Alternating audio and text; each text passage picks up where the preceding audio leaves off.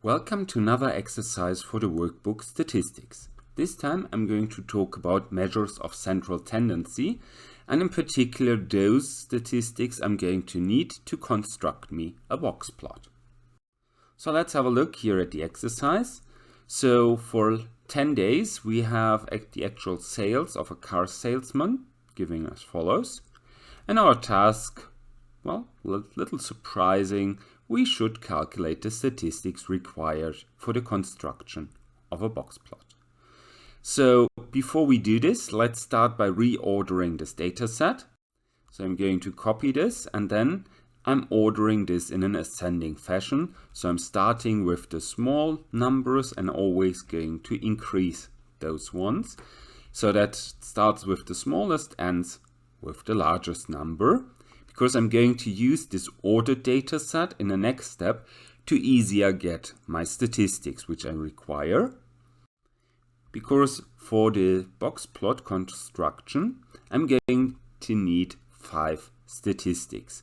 Those 5 statistics are the values for the 2 antennas or whiskers, so the upper and the lower ones, for the upper and lower bound of the box, and for the median, which is just like usually a line inside the box.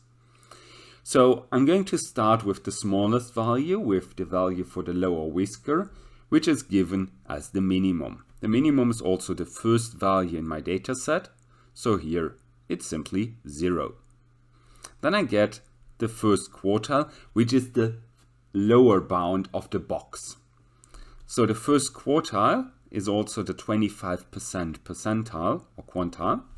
And I'm going to calculate this by multiplying these 25% or 0.25 with the number of observations. So here I have 10 observations. So I'm multiplying 0.25 times 10 gives me 2.5. Since this is not an integer, I'm just going to round this up. That's what those half brackets actually mean. They mean I'm going to always round up.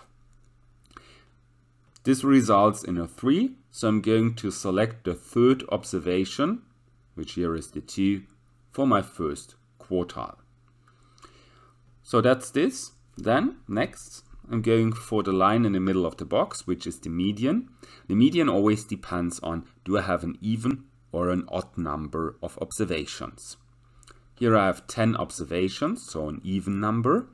Then I'm going to pick the 2 numbers in the middle, which here are 3 and 4, and I'm calculating the average thereof, which is 3.5. That's here the median.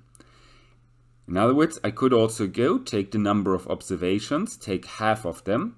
This gives me 5, and then plus 1 gives me 6, so I'm taking observation 5 and observation 6.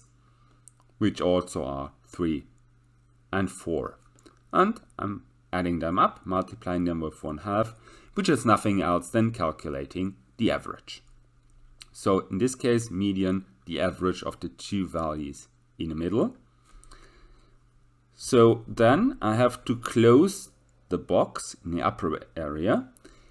So the upper bound for the box is given via the third quartile, which is also the 75% percentile. This I'm going to calculate similar to the first quartile. So I'm going to go with 0.75 times 10, which gives me 7.5. This is no integer, so I'm rounding this up to 8. And I'm going to check the 8th value in my data set, which is the 5.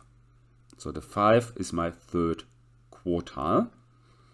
And finally, I'm going to need the value for the upper whisker, which is just the largest value, the maximum of my data set, or the last value in my ordered data set, so the 7. That I did do my calculations halfway decently well, I can see since the values are always increasing. And that's a good sign. They might be the same, so it could be that I have a 0 here, a 0 here, but never should these statistics, if I calculate them in this order, be decreasing. So they always should be increasing or remain the same. Here they do this, so it's a good sign. So we finish this data set. we finished this exercise, we constructed our box plot, which brings us to the end of this session. So I hope you enjoyed that session, and I say goodbye and see you next time.